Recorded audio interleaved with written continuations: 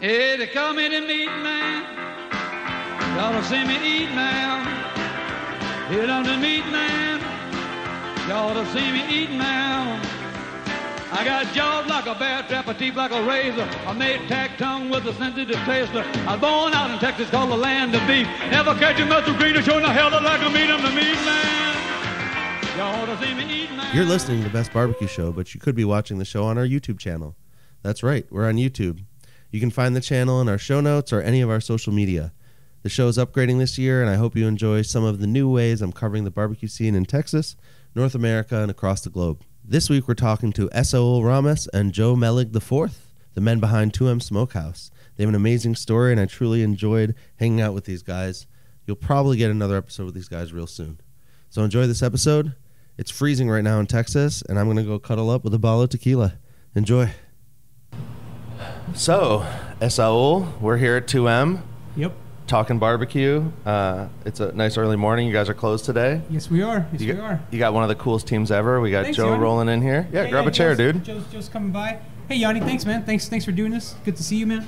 Please, it's my pleasure, man. You guys are, I mean, you're one of the destinations, not only in San Antonio, but basically between Houston, which has become a much bigger barbecue city now. It has. And it really Austin, has. which has blown up. Right. Also, you started there. Right. Yes. Yeah. How did you end up here? Well, born and raised here my whole life. South side of San Antonio, shout out.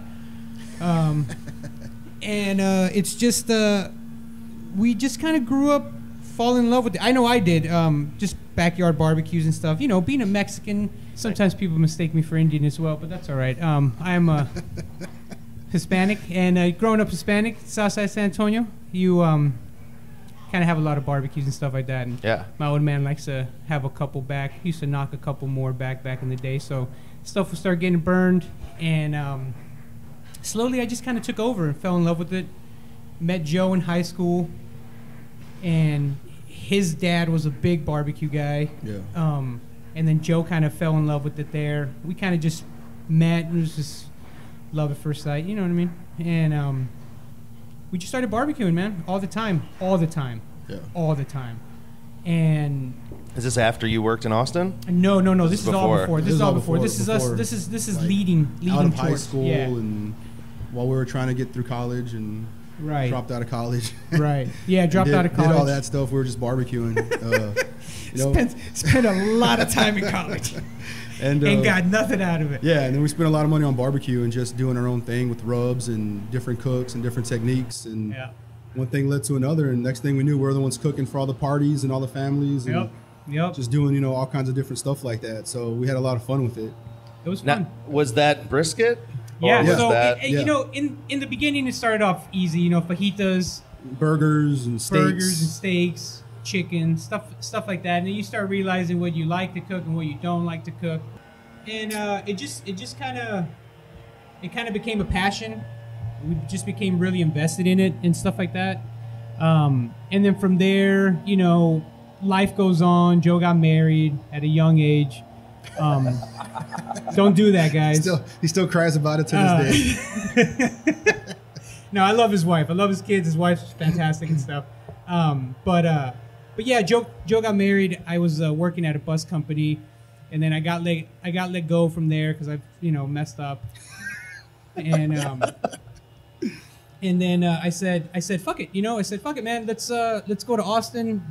Let's see if I can land a job over there doing what I love. I applied at a couple places here in town. They all turned me down. I went to a couple places in Austin. And then finally, at that time, I knew John Lewis. Like, he knew who I was. We weren't friends. We just knew who we were. Like, I would visit acquaintances. Right. We were acquaintances. I would visit La Barbecue often. I thought, it was really good, and then I took a leap of faith, man, and I said, yo, man, you looking for somebody to work? And he said no. I said cool. Then he called me a week later, and he was like, yo, man, you still down for that? I was like, yeah. So I just commuted back and forth for about a year. And that's on South First? That was on Waller Street. It wasn't on South First. So they were at South First, and then they moved to Waller. Gotcha, yeah. And then that's when I started. And then from Waller we moved again, then we moved again, then we moved to Jesus, man. But yeah, So, but it was cool, man. I got my start there, and it was badass. Well, it's funny because I still live right behind where La Barbecue used to be on South First. Yeah. And so they were one of the first places I ever ate, like, besides people taking me to Franklin, they're the first places I was like, oh, there's like other good barbecue places. Right. And so, which is like a realization people still aren't having. And so I was all about, I actually, John Lewis probably knew me as the idiot who would come at like 2 or 3 in the morning. I'd be walking home from the bar and I'd be like out there just sniffing the smoke, like so excited. I'm coming to get you in the morning. Like you can ask Ellie, I was there like sometimes every 2 days, every 3 days, like first in line. And I watched as the lines got longer. I kind of watched. That's kind of part of what spawned this journey for me, was watching barbecue, just like, oh shit, I can't go anywhere without having to wait in a line, you know? Right, it's pretty crazy, man. Like the evolution of it is nuts. The evolution of barbecue has been pretty nuts. To go from what it used to be to what it is now. Not that it wasn't great back then. I mean, it was fantastic back then. Yeah. It's just people have just taken it to another level now. The scene itself, I think. And the scene itself has just exploded. Which is good. It's good for everybody. You know what I mean? Hopefully it lasts. So do you ever have like think back to the people that said kind of no to you, or that you were trying to work at barbecue places, and go back and be like, hey, remember when I like sent you an application? Yeah, man. I've never gone up to him and been like, yeah, bitch. You know what I mean? But like, I've kind of thought about it and been like, damn, that's crazy. Like, had I gone there, maybe my life would have turned out differently. Like, maybe I wouldn't have had 2M. You know, maybe this wouldn't have happened. For sure. But there's no telling, man. But I think it's cool. And so you did that. How did Joe come back into the picture? Yes. Was that not till 2M or? Right. Yeah. It wasn't till 2. I mean, we kept talking about it. We always wanted to. He was in Austin doing his thing. Yeah, I was in Austin doing my thing. I had a job here with a company in San Antonio. I've been there like 10 years, and doing the family thing. Yeah. And so him and I would always go back and forth. Like, I'd have a shitty day at work and be like, oh, dude, we need to do something. And he'd have a shitty day at work and be like, dude, I'm ready to do something as well. And then one day, I think we finally just both had it, and we were like, it's time to do what we've always talked about doing. Stop talking and let's make it happen. So yeah, I mean, that one, we went back and forth for a good while about that. It took years and years and years, and then when I went to Austin, it was kind of like you just kind of get a little bit more confidence, kind of like, okay, I see how a place is being ran, I see how a cook is, being made on a larger scale than in a backyard. So you kind of gain a little bit of confidence from there and stuff like that, and then I called up Joe and I was like, dude, I think we should do it. Like, I'm gonna be bouncing soon, and I think it's time. So we did. And so, what was the first thing you found? The place first? Did you get the smokers first? Where? The smokers. It was the smokers. The smoker we got first. Did you all do like catering or anything, or? No. We didn't do anything, man. As a matter of fact, the smoker was in the backyard at around the second year that I was in Austin. I got a rental house. It was John Lewis's old rental house, and I just kind of took over, and I just had the pit back there in the backyard. It stayed there for what? A good while, man. A good while. I was there for a good while. I didn't do anything with it. I mean, the way we went about it was the pit, and then slowly started forming our LLC, getting all the business and taken care of. And then once all those documents were, over and done with, we started to come up with the menu, talking about what we wanted to do, didn't want to do, how we were going to go about it. So there's a lot of taste tests that we, Esaul, I get off of work, because I was still working at the time. So Esaul would be like, hey man, I got this sausage, and that's when we came out with the Serrano Oaxaca. Right. And I remember the first time I tried it, man, all the seeds were in there, and I bit it, and the thing was hot as can be. And it's like, dude, we can't sell it. Like, we can't sell this to people, man. Like, no one's gonna want to buy this. Yeah, I was like, we gotta fix it. So went back to the drawing board, and then perfected it. And then after that, I remember it was the chicharron macaroni. This guy was just whooping up mac, and I get off of work, and it'd be the same thing. Go by there and be like, hey man, I got this mac, need to try out. And so that's slowly how like the menu started to come together, kind of piece by piece, side by side. And it was pretty cool. I mean, it was a process. And then it was the barbecue sauce. That was barbecue sauce. So that barbecue sauce is one of the most unique things. After eating at hundreds of places, like, thank you. That barbecue sauce is. What made you go like kind of like the sweeter? Like, it's kind of savory, but it's kind of sweet, and it's. I went to my buddy Cameron's barbecue joint in Utah, Bam Bam's, and he has this sauce. It's called the what is it? The thick. Some, I don't know. I forgot the name of it. It's a sauce. It's a sauce, man. And I had it, and I fell in love with that sauce. I was like, damn, dude, I want a sauce just like this. So then I created my own. I was like, how can I do it? Two of my favorite sauces have always been his and this competition sauce called Blue Hogs. It's really good. So I just try to make my own replica of that. And then I did, and at first people hated it. They were like, "This isn't Texas barbecue." Yeah, we used to get emails in the middle of the night like, "Your sauce is disgusting." And they're like, "All right, man." I mean, had this lady call me. me. It's a love-hate relationship with the sauce. A lady that called us like 7 in the morning. She was like, "Yeah, I'm just calling. Just want to let you know your barbecue sauce is way too sweet, and I'm a diabetic." And I was like, "Ma'am, with all due respect, you didn't have to eat. Like, you didn't have to eat it. Yeah, you could stop eating it any minute." You know, but yeah, Yeah. people gave a shit about it. At no point is the food served with it already on it. So. No point whatsoever. No. But I didn't care, man. It's the sauce that we're gonna use, and that's that. And slowly, people really started taking to it, and now it's kind of like a staple. It's kind of pretty popular sauce here. So it's kind of cool. You're kind of known for doing your own thing. You know, you spent some time sleeping in the smoke room, right? Yeah. The first year and almost year and almost year and a half. Almost the first year and a half. I remember that's when we were first starting to cure the pit and stuff, and we were having like 24, 26-hour brisket cooks and stuff, and that was killing us. Yeah, Holy that hell, first man. day we opened, it was like a 22, 23-hour cook. Yeah. First time we opened, which was in Castroville, at a church. In Lytle. Oh yeah, Castroville. Why did I say Castroville? It was in Lytle at a church, and we had a 26-hour brisket that night. I was trying to push it, and was that the smokers or what? Yeah, I think it was just a smoker. It was just it was curing. You know what I mean? Just getting familiar with it all. It was getting familiar with it. You know, we hadn't cooked on it at all really, and you weren't trying to push the temperature too hard. And I wasn't trying to push the temperature too hard. So we just let them do what they had to do. Everything got done. Briskets didn't render out as much as we wanted them to and stuff. And you know, it's just we just kept on, and now the smoker's great and does what it's supposed to do. And I love the results. Yeah. But yeah, the first time was always tough, man. And then we just slept in the smoker. I remember in the beginning, all we had was a blanket on the ground, and then our landlord, who owns a mattress store right next to us, gave us a mattress. Amazing. Yeah, and he goes, "Here you go, guys." So we got a mattress, and then one day, something crawled on Joe's face, man, and that was it. Like, we were like, getting a cot. Nope. I was like, we gotta get a fucking cot. We gotta get off this ground. Yeah. So then we got a cot, and we put the cot up there, put the mattress on there. Then it became a lot better. And then Dusty came, man. We didn't have to sleep here no more. Yeah, which was great. He picked it up and ran with it. Dusty picked it up. And how long has he been here? Dusty's been He's here. He's gonna be going over a year this coming February. Yeah, this coming February. So like a year and a half or so. I think a little bit more. He's up but there. Yeah. He's the first, like one of the first actual employees we hired that wasn't family. Yeah. Nice. That we got and on. which is kind of crazy because Dusty was there since the beginning, really. At our very first pop-up, Dusty was in line to eat our food.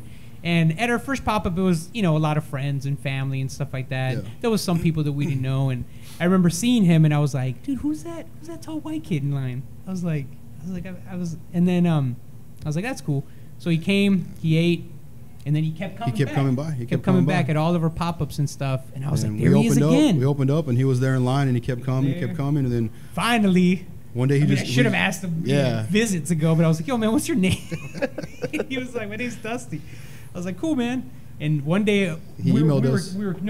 We were kidding around, and I was like, hey, man, if you ever look for a job, let us know. Oh yeah. And he was like, yeah. okay. And then he emailed us that night. He was like, hey, if you guys are serious, like, I would love to work there. And at first we were like, what do you think, man? He's in college. He's young. He probably don't care about really doing what we're doing. Partying all the time. Like, I can't have that. No, man. And he came through. He's complete opposite. He's solid. Like that kid. He's one of the greatest people I know in this world, man. Yeah.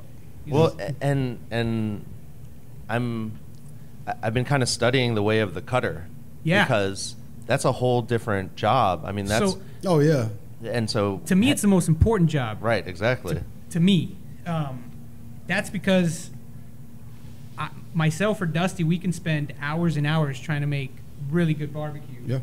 The girls can make, you know, amazing sides and all that good jazz. But if that meat cutter doesn't know what he's doing, he's gonna butcher all your work. I mean, it's all gonna go to shit quickly. And there's a right way to doing it. There's a wrong way to do it. And we've like everything else, man. It takes time. It takes practice. And you know, the really good places you can see it in their plating. You can see it in the way the meat comes out. You can see it in the way the meat cutter flows up there. It's really neat. I call it a show. I mean, it's a show, man. Yeah. A lot of barbecue places that are doing it right. They have a really cool show going on. And just recently, Zach from Franklin just went to Truth. Yeah. So, I mean, what like? You're seeing, you know, you've got a solid crew, so you don't really have to worry about it. But like, are you seeing a lot of people kind of hopping around? Like, you got Dusty, and you probably got him forever, right? I mean, that's what the we goal, we right? would like to believe that. The goal is that as we grow, he grows with us. Right. And, As you know, we grow, he comes along grows. for the ride. But I mean, at the end of the day, Dusty's his own man. He's gonna do whatever. He's gonna make his own do. decisions and do what's best for him at the end of the day. But as far as hopping around, man, I mean, I don't know. You know, I'm a big fan of loyalty, but sometimes people got to do what they got to do, man. Yeah. And it happens. It happens. It's the name of the game, especially in barbecue, you know, and not just in barbecue. I think in any kitchen, you know what I mean. You get people that come in. And the food industry. You show them. People want to do their own thing. You show them everything that you know and everything that you've been, learning, and you hope that they'll stick around long enough to where you kind of see your investment come back, but sometimes that's not the case. Yeah, but I think we've been really blessed in that aspect. Like, yeah. We have a solid crew, and all the folks that we've hired. I mean, they're clutch. I mean, they're great. Absolutely. They do a great job. You know, we show up. What needs to be done is getting done, and then above that, I mean, it's a great team that we have here. Yeah, it's a solid team. I'll go to bat for anyone. Yeah, absolutely. I always tell them we'll put you guys against the best of the best, and I guess you realize that you can teach anyone barbecue, but having someone good that's where the value is, right? Exactly, man. The passion. Right, because I mean, I can bring anybody in and teach them how to cook, but it's up to them to want to get better. It's up to them to evolve from just, you know, this is step by step by step, and that's what I love about Dusty. What I love about Dusty is that he doesn't stop learning. He doesn't stop caring. You know, he keeps evolving. He keeps getting better. And he wants to know why he's doing what he's doing. He wants to know why he's doing it. You know, exactly. Why do we do it like not just this? repetitive, but why does this happen? Why do we do this? Cook at this temperature at this time and this temperature at this time? And that's the nice stuff. As opposed to just, okay, that's all you want. That's all what I'm going to give you. Well, and what do you think? I mean, do you think it's just all based on his passion, or do you think do you think there's a certain amount of, you know, like if you just took a brand new person, would you train them different than Dusty? Does he bring? I mean, he just brings like he's always smiling. He's always ready to go. Like he'll run through that line. He does everything. Right. I mean, you know better than I would, but it doesn't seem like he's much of a complainer. No, man, not even close. It's kind of funny you say that, man, because I don't think I've ever heard him complain about a thing. Not once. Here recently, he got sick, and that's the first time and Dusty showed up to work, you know. When he shouldn't show up to work. When he shouldn't show up to work, and, you know, kid wants to push through. And it was funny because he got sick on a Friday, so the regulars were like, where's Dusty? It's like, oh, he's sick. And they're like, oh, on a Friday? How convenient. It's like, you don't know Dusty, man. You don't know Dusty, man. This Dusty kid he doesn't do stuff like that. Yeah. So he's great. He's good, man. It's his hunger for it. He's just hungry, man. You know, he wants it just as bad as anybody. You know, you would think this place is his. You know, and that's what I want. That's what I want out of him. I want everybody here. I want him to know that, you know, he's not just an employee at 2M. Right. And he shows that every single day that he comes into work. This is y'all's passion. This is y'all's business. You've got this great guy. How many different news stations inside? Is it Insider, or, you know, so many people have come and shot you guys cooking and done these videos. Do you see a bump when that happens, or like what's it like? Kind of you talked about sleeping in the Smokehouse. Now you're killing it. I mean, everything is good, man. Any publicity is good publicity, right? We always say it's when people stop talking about you that you have to worry.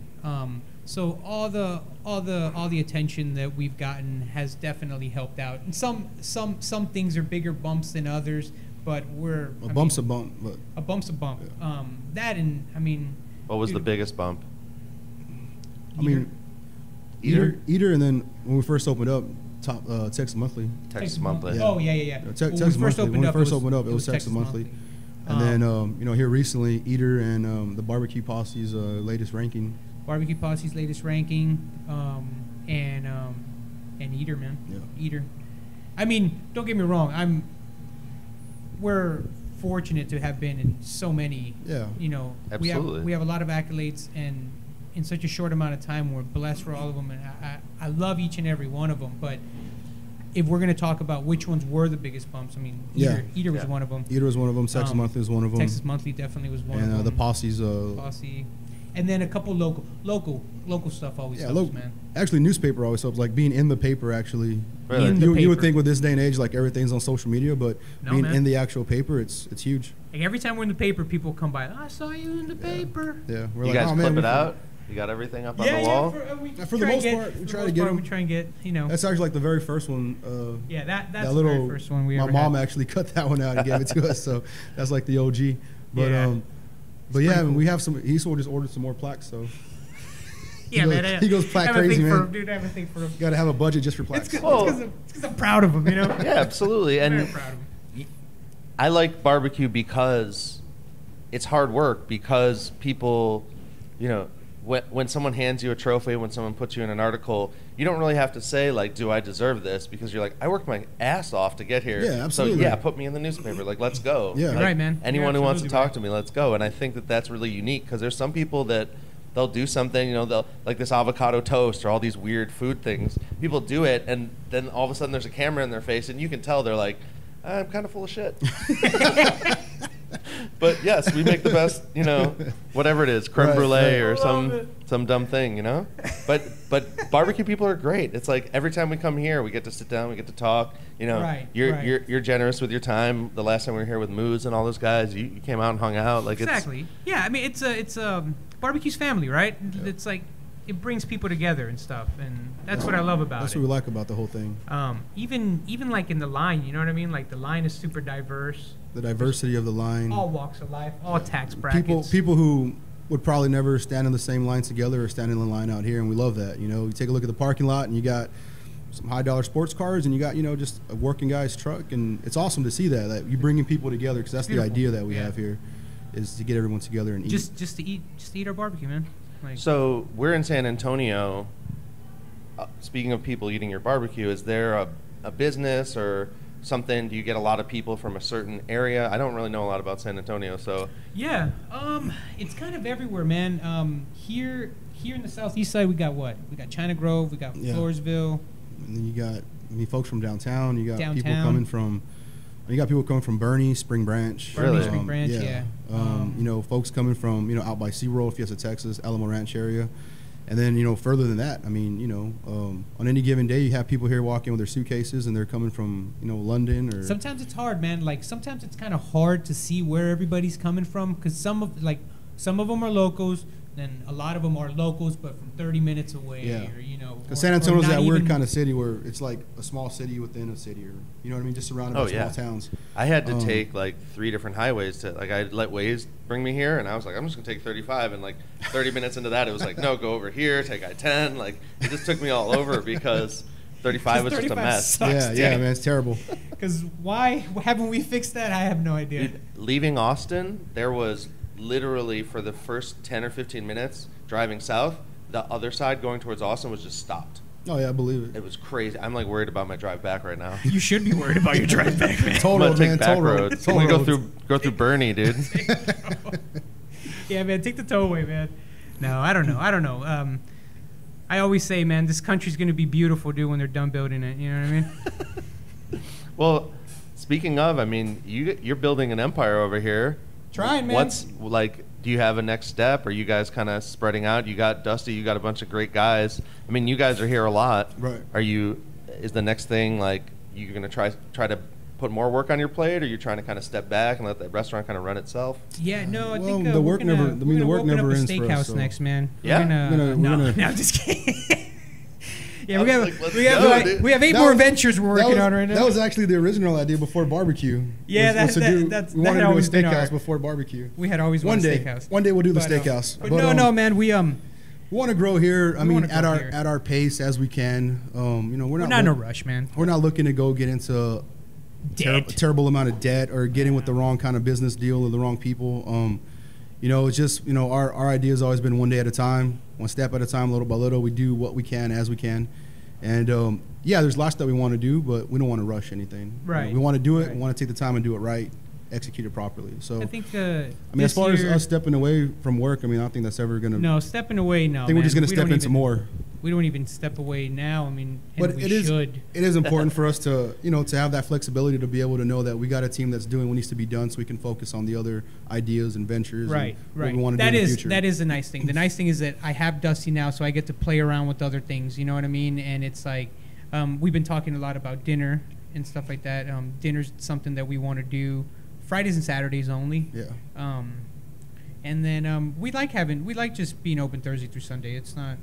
For us it makes sense. For us, it makes sense. Keeps our staff happy. We Time don't with want family. Time with family, we don't want to man. burn I mean- nobody. We don't want to burn nobody out, and we got a lot of guys that work here that have come from other restaurant industries, and they're at a certain position, and they just said, "Man, I get burned out." I mean, they had me there 24/7, and I want something that's a little bit more flexible, and they enjoy what they do here. So Right. we want to keep our employees happy for And sure. I mean, it's hard work, man. Like the barbecue business is hard work. Like a lot of people, they'll come and they'll see that sometimes we'll sell out early and stuff, and they're like, "Oh, it must be nice. Now you guys get to go home." It's like, well, it doesn't work that No, way, man. man. Like we still got to get ready for the next day. Like cooking isn't over yet. It's a long day for everybody. Thursday through Sunday is not a Wednesday, lot of sleep. Wednesday through Wednesday through Sunday. Sunday. Wednesday through Sunday Yeah. is It's work. tough, Yeah. man. A lot of people like the idea of certain things, but when Yeah, you for get sure. into it and you find out, like, oh man, this isn't. Right, and another thing is like we're not here to sell out. Like it's not Right. like we're proud of it. I mean, I'm proud that people come and eat our food, and, Yeah. and we sell out. That just happens, Sometimes you just don't have the room to make more food, or sometimes you just know how your day's gonna go, so you know how much to make and how much not to make, But as far as selling out, it's not like that's our goal. Right. But it's just something that happens, man. And people have slowly started taking to it, and they kind of understand now. And hopefully this year we can do a little bit, some dinner and stuff like that. And Would that take more smokers? yeah, for Yeah. sure. We have a smoker that's getting built. Been working on it for a while now. So. Been working in for a minute now, and hopefully we're gonna get that in the next couple of months, and we'll take it from there.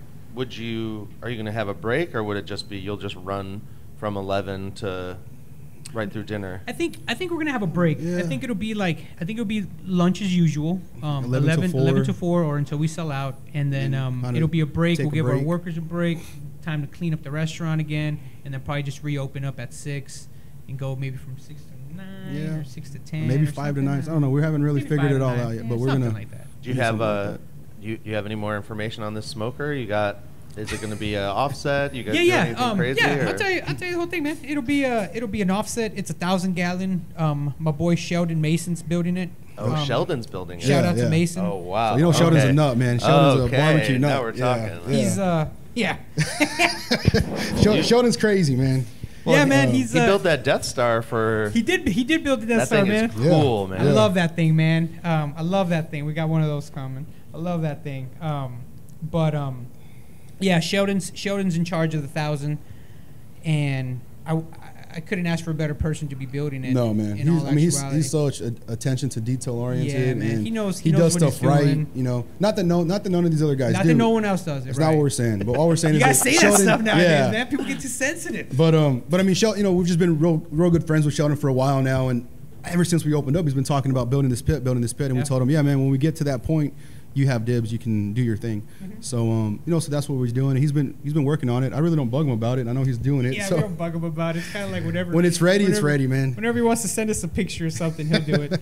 But other than that, I mean, yeah, he's a really good When friend he of comes ours. here and works, too. He comes here and Yeah, works, man. yeah. Yeah, every time he comes to Texas, he always He comes always over comes here over and here. works.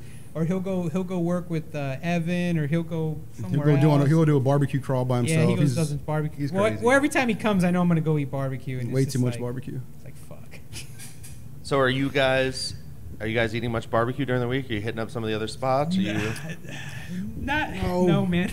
We have no, not at all. We're gonna be taking some time off at the end of the last weekend of February. We're gonna close down Saturday and Sunday. So, depending what we got going on with the family, I think Esaul and I are gonna try to make a list. And there's some joints we definitely want to go check out. We're excited to go try out and go visit some friends of ours. But it's not that we don't want to eat barbecue. It's that no one's open when we're closed, and we got to be here. Vice versa, and the places that are open when we're off, we've kind of already gone to them, or I don't know, man. I kind of just rather eat something else.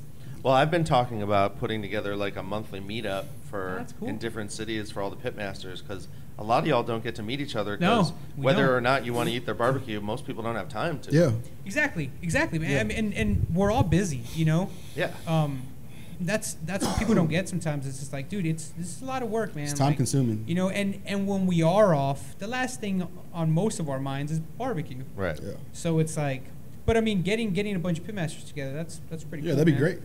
That'd be great. It's a lot of fun times right there. Yeah, I'm trying to think of how the logistics. I might do one at the end of February. That'd be cool. I'm looking into nice, it. man. Yeah. Cool, man. So you'll definitely know, and I want it to kind of rotate so that it's not always in Austin Right, or always in one right. place.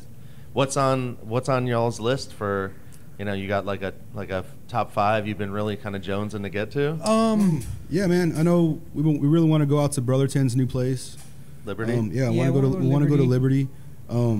We really want to go out to, what was the one you were mentioning to me? Hopefully Truth will be open, man. I would love to go to Truth. I'd love to go to Truth, man. We're excited about Truth. Yo, Leo, get your fucking ass on that ball, dude. Leonard Botello the 4th opened the dang restaurant. It's not his fault. It's Houston. No, man. Hell no, it's not his fault, dude. Are you kidding me, man? The city's crazy. Oof, man, dude. Well, and he's got Joe from Terry Black's Knocks Out Barbecue. Man. He's got Zach who cut at Franklin. He's got a grip of dudes just waiting. Man. Leonard's not messing around, man. He's not messing around. He's stacked. He's not. And that's messing good, around. dude. That's good because I mean he's opening up in Houston, way bigger than Brenham. He's gonna have to bring it, and I know he is, man. I mean, who doesn't like Truth? You know what I mean? It's a solid place. It's a great place. Well, and I think that it's going to shake everything up because before it was kind of you had to go find it. Now when it's in the middle of everything, it's right there. Exactly. He's gonna. Not only that, man, but I mean. Kind of lights a fire under everybody's ass. Yeah. So it's kind of nice. But, yeah, man, I mean, barbecue's changing, you know what I mean? People are going to a bunch of places. I think it's cool. Do you guys keep up with, I've been talking to guys on the West Coast and guys in Tennessee. Do you guys keep up with kind of out of Texas barbecue? He's a little more than I do, for sure. Moose Craft. I keep up with Moose Craft. Shout out to Moose. And then you got Matt Horn out there doing his thing. Who else? Someone else I'm trying to remember. Bert. Yeah, Bert. Bert just opened up Slab. Definitely want to go out there. Would love to hit them all up. I know it's kind of hard because they do pop-ups and stuff like that, and then it's kind of hard with my schedule and things like that. But Moose is every Sunday now. That's Smorgasbord. Yeah, that's right. That's right. And they've got like a regular team. And it's funny because one of the guys that's on their team, I met randomly when Bert was here at Snow's. And he's like, hey, I'm Adam, and like I'm into barbecue. I'm from California, and he went to talk to Bert because he's like, what are you doing here? And then like a few weeks later, I look and it's like, meet our new crew at Moo's Craft Barbecue, and he's standing there. That's crazy. So it's a small world in barbecue, dude. It really is, man. It really is. And but yeah, there's a Tennessee. I haven't kept up too much over there. I really don't know what's going on. But I do know that in the West Coast, there's a really dope shift happening in barbecue. I just hope they don't have a lot of problems with smoke and shit like that. You know what I mean? That's always a tough one for everybody. Yeah, you're going to see a lot more rotisseries. You're going to see a lot more Houston-style stuff, Yulees and Oilers. And I think so. They're killing barbecue, man. They're killing barbecue. It seems to be coming out. Yeah, right? Yeah, it is what it is. You're a purist with the offsets? Yeah, man. It's the stick burner, man. You can't. I love it, dude. I love the having to tend to fire every 30 minutes. Don't get me wrong, it's a pain in the ass at times. Yeah, wood's but expensive. The results are completely different, man. Yeah, wood cost is ridiculous. Shout out to all the wood guys making a bunch of money right now. Do you have a regular source? Are you kind of changing it up? No, we get it from a guy named Javier. Javier's got wood, dude. Yep. He delivers to a bunch of places. So he goes all the way out here. Yeah. Well, he comes I don't know. I want to say we're the only one that he comes to in San Antonio. I want to There say might be that. someone along the way. There might be somebody along the way, correct. but You have the cages and everything. But like yeah, around yeah, all yeah, that? yeah. We got the cages here and stuff. And yeah, I want to he literally drops make it a off. T-shirt that just says Javier's got wood. Shit, man. So that he comes, all of a sudden he's delivering, and all the places are wearing shirts with his name on it. He better hook you up with some wood. But yeah, man, he's it's good wood. It's good wood. I love that it's in cages. Here we had it outside, and back in the day. Have you been out there? Is he like curing it a certain way, or just kind of like? I have not been out there. Putting it in a warehouse. I have no idea what he does, but it seems to be working. So yeah, I mean, he doesn't mess around. He has that big old truck and comes with that dolly and knocks it out. Yeah. Well, and it's nice because when I first started, I basically ended up asking Carrie for a bunch of wood, and I filled up my Jeep when I was out there one day and just gave him like $40. Yeah. And but before that, it's like you try to go on Craigslist or any of these guys, it's garbage. They're garbage. like, free delivery, and then they come and it's all green and they the dump it rounds before you come out the front door, and then you leave, and you're like, well, wait a second, this isn't. What is this, man? This isn't even like an eighth of a cord. Our first wood guy, he would cheat us all the time on cords, and I knew, man. I was like, come on, man, that's not a fucking cord. But we were desperate at the moment, man, and we were just like, yeah, screw it, man. We'll just take this wood, we'll just suck it up for now. The good thing about him is I can call him at any given time. Yeah. Like one time it was 1 a.m. Yep. We were running out of wood. I called him and he came. Crazy. Yeah, it took him like 45 minutes and he showed up. I Yep. was like, all right. But then finally I was like, all right, man, we need a better wood source because the wood started sucking, and now we got Javier. Well, It's working and out they good. must all be, running to make sure they got good, seasoned post oak because Absolutely. everyone wants it now. Everybody wants it. I mean, sometimes I get a little worried, like, man, how much is there? Yeah. Like trees don't grow that fast. No, they Yeah, don't, man, exactly. No, they don't. We'll talk about that sometimes. Like, hey, man, what's gonna happen when there's like, hey, man, cattle's going down. Like, we don't have that many briskets anymore. Wood's getting depleted. What's the game plan? Rotisseries. Well, hickories. Have you noticed? I've noticed people have been getting kind of a wider ranging size of brisket. Right. Have you guys been seeing that too? I think ours are pretty consistent. Yeah, ours are usually around the 9 to 14 pound range. Wow. Usually around there. They're pretty consistent. One thing that starts happening around this time is we start getting butchered briskets in, and that always happens around February, March. Like they're already trimmed or what? No. Like they're just gashes in there, just like whole Deep like, cuts like and deep The cuts negative and just- version of butcher. Right. Yeah, the negative, but yeah, exactly, man. Bald patches on top. And it's just like, damn it. Because there's only so much you can do with that. You know what I mean? It's like you need that fat on top. And you can't just like send it back. You can't. I mean, you probably tell them that they're not. I have a coming really out, good right? rep, man. I have a really good rep. She works with us and stuff, which is kind of cool. So if we ever get some butchered ones, they help us out. After so many, yeah, man. We send them Yeah, back. man. I mean, sometimes- it's not like 1 or 2 that we're doing. Like Yeah. it's like a case. like I'll send her like, hey man, 12 of these came pretty rough today, and she'll be like, okay, don't worry about it, we'll get you. Nice. Yeah, because I buy mine from HEB or Costco, and sometimes you're rolling the dice there too.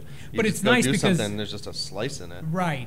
I mean, but it's nicer because you get to actually see it. You can pick it. Yeah. that's Here true. we kind of just get cases, and it's like whatever's in there, That's what you got. you're gonna work with it. So it's kind of cool because it makes you become a better trimmer too, because you gotta figure out how you're gonna get around all that stuff. You guys, do you do the trimming? Do Yep. Dusty Yeah. and those guys too, or That's what they're doing outside right now, trimming briskets and stuff. And you use fancy knives or just normal Dexters? Keep them sharp. no, man, we use normal Dexters? Dexters. I have fancy knives, but It's because he went on Chop, man. He thinks, he did some. hey, bro. But no, man, we use cheap knives, man. You kidding me? We use cheap sharpeners, All cheap Dexters. knives, and we just make it work with that. Dexter knives, yeah, Dexters. Burn through the bread knives for briskets. Jesus, man, bread knives. Burn are- through bread knives for briskets. That's the serrated The ones. serrated the ones? serrated ones? Yeah. Okay. Yeah, those are just. about like 3 a month. They're or the 4 a best month. and they're the worst, man. But like every month we'll Every get, month we get like 3 or 4 of them. get You don't 3 or like 4. the kind of just like. Straight edge. I started with the using little one of dips. those. Yeah, we tried them out. I like it. Dusty doesn't like it. Joe's not a big fan of I'm them. not crazy about those. I like it. I think it's better because I could actually sharpen it as opposed to the serrated one. You can't really. Once it's gone, you gotta just throw it away. Well, I like them for everything but brisket. Like rib, sausage, you know, turkey. But for the brisket, I'm not a fan. Just depends who's cutting. Yeah. Yeah. How many briskets does Dusty cut in a day? Thursday and Friday, 24. 24, 25. Yeah, and Yeah. then on the weekends, 30. Depending on orders, sometimes 35. Yeah. Yeah. When you do the math, that's thousands Here of lately, cuts a here month. lately, it's gone up. Yeah. So that's good. It's nice. It keeps going up. So Hopefully it'll keep. that's what going we up. want. But yeah, I mean, Think about it, man. You know, 30 briskets plus ribs plus turkey plus sausage. Yeah, that knife takes a beating. You think he's made 100,000 slices yet?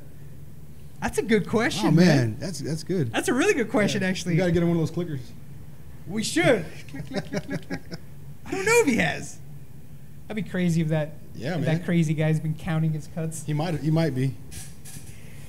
Well, we were doing the math the other day. How many briskets we've cooked?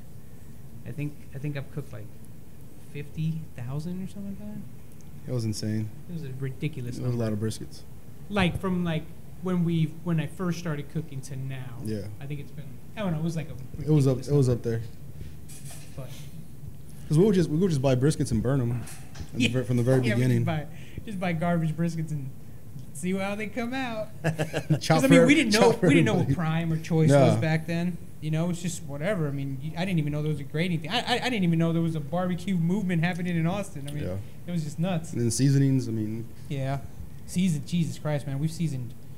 I mean, everything, anything you could think there was of. there was I'm pretty one sure we there was put it on one brisket we bought straight like the most coarse pepper you could get, man. Like it was like it was Yeah. like almost like a like the most coarse pepper you could find, and that thing was just straight charred and crispy and Yeah. nasty and hot and stuff. Learn the peanut hard butter- way. Put peanut butter on a brisket once.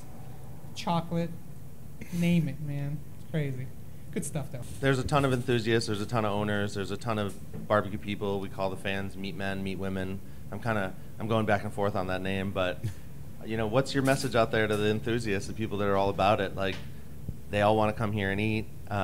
You know, what are you thinking about every day? What do you say to people who just love barbecue, man? I mean, thank you. Yeah. You know, because those are the people that come here and keep us in business. and wait in line and come through and just order and enjoy. I think it's more of folks taking appreciation for what we're trying to do. Right. The craft behind the work. People who are into barbecue, they know what goes on behind the scenes, like the cook, the trimming, the wood, all that kind of thing. And I think when you understand what goes into it, there's a greater appreciation for the food itself once it's on your plate. When it's on your tray.